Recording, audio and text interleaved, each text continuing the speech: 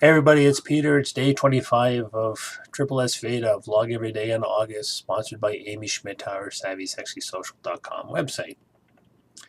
And the trick question of the day is, what is your daily commute like? Well, as I've stated in previous videos, I'm still on hiatus. Hopefully by mid-September, we will work something out with HR. I am still looking for something to do within the company. I'm not going back to my old call center job because that's what put me on hiatus. I'm off for stress and quasi PTSD. I don't say PTSD because my buddies from the Army have PTSD. Actually, my old crew commander, who's living out in Prince Edward Island in his own little place with his dogs and his cats, who used to post a lot of YouTube videos. I think he's going through a major bout right now because he's been like radio silent. He pops up on Facebook once in a while, but I think he's going through a really bad bout. And some of the other guys I know were met again through Facebook, or I've befriended some people. They've been from Bosnia, going from the 90s, so from Bosnia, Afghanistan, and some of the other places. They're kind of really messed up. Better point of a word. They're managing, but yeah, it's not easy. So right now, my daily commute is basically, and might be the same as like Amy Vincenzo's, since I'm not working, but I do have a routine. But this would probably be for people that work from home. I get up, I go downstairs, I have my coffee, my lunch or breakfast, depending on the time of day I get up, and then I go from there. So that's my commute from the second floor down to the main floor. When I did work, it was my second closest job, I used to call it. It was basically where I just had to go up two major streets. So, my house is here, and I just had to go, there's the one street, and then the next major street, and just go west for about not even half an hour. I used to allow half an hour, but because you have to still get there, so I still would leave like an hour before my shift would start because you still have to get there, set up, get your computer up and running, get all your windows open, get all your programs up and running, get ready to go.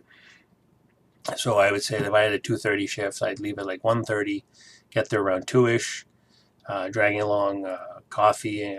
When I was working before, what did I bring along? Oh yeah, I used to stop at the local coffee shop and pick up a large coffee. And what kind of sandwich I used to get? Chicken sandwich, I think.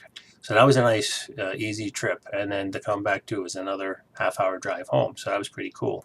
My best driving commute was when I went back to college in the early 90s. And it was a co-op. It was basically computer graphics, technical. But back then, I was learning how to fix computers, working on things like Corel. What else? 3D Studio was one of that's something I wish I could have got into, is 3D modeling and stuff like that. But the job market didn't work out that way, and it was still a new kind of thing. My commute was, when I got lucky, I got a job up in Ottawa, but I had to get myself. I found out on the Friday. I think it was either Thursday or Friday. I think I talked to the coordinator at the college to say, okay, interviewed, and all I had was like hand drawn stuff I used to do when I played D&D and other role-playing games. I used to draw my own characters, and it was a job to basically work on sort of a CAD system, working for the Department of National Defense in their graphic department, and basically they do all the illustrations for all the manuals.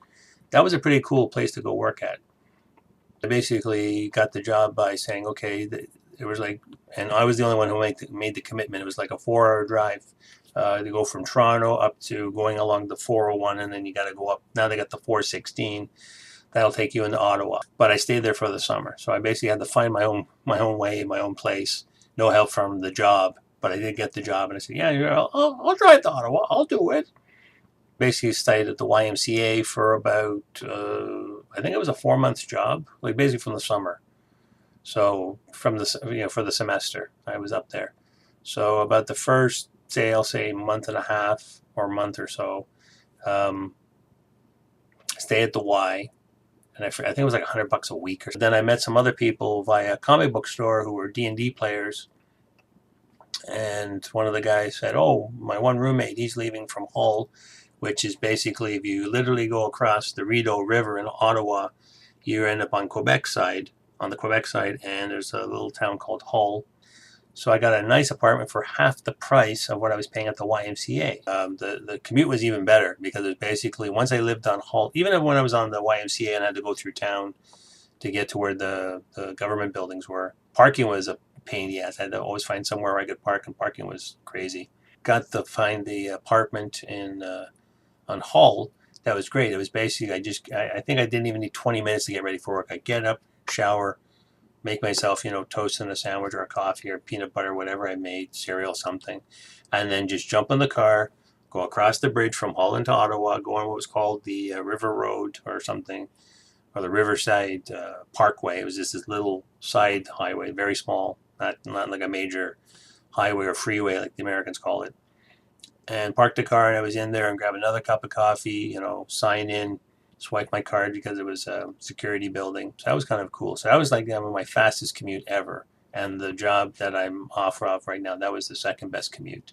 But the best commute right now is like, and we great to work from home, is basically just get up in your home. That's the best commute ever. So I put it to you. What's your commute to work like? Do you work from home? Do you have to drive into work? Are you self-employed? Are you like some of the other people on YouTube where you're doing your own thing and running your own business, and going to the kitchen is your workplace, or you have your own little work area? I'm actually, this room we actually designate as the study. That's it for me for today, and we'll see you. Actually, no, I'll be off tabletop gaming tomorrow, so I might just end up doing a combo round on Tuesday. But I think I can't remember what the question was, but anyway, it's, what troubles are you having with doing all this? Do you need some help? Put up a flag like, help, I need help. Quick answer to that one is, I need money. That would help. Because the downside is I'm still working with my webcam. I don't have the mobility. I'd like to set up a different shooting area. I mean, there is an extension cord on the USB cable. I maybe could set it up on a tripod and sit somewhere different, but I still have a lighting issue.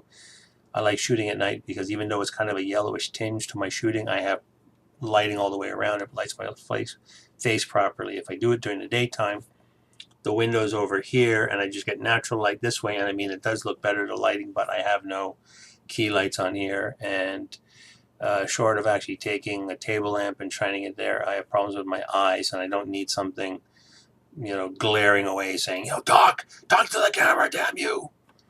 So yeah, so that's my answer to that. It's not a help per se. It's just more,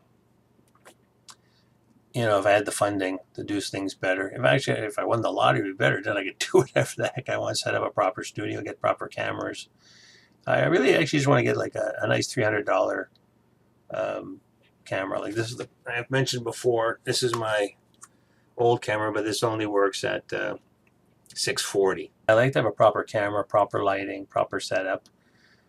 So I don't need help with that. I don't have a problem. I'd like to have a better camera setup because my camera is up here, and I'd like to have it on eye level. But if I have it on eye level this time of the day, then the camera will sit about here.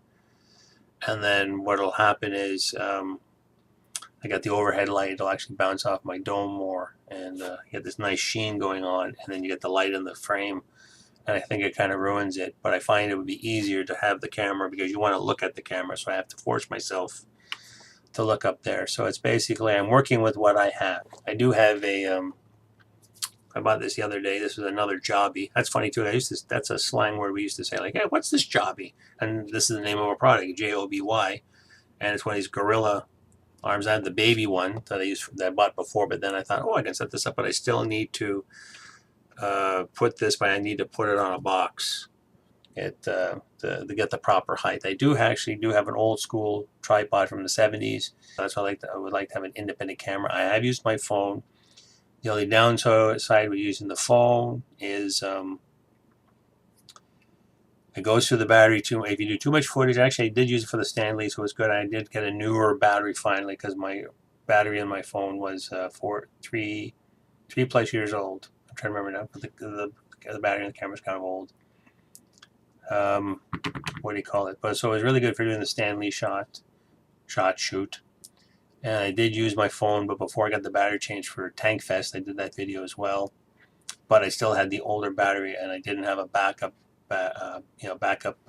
charger battery. which would have been good, or something like that, because the phone in your camera is really good. It takes really good pictures, but you need some kind of backup for power supply, because it's only good for so long, or just take short vlogs an entire afternoon almost on one camera, and I'd use my other camera's backup. Excuse me.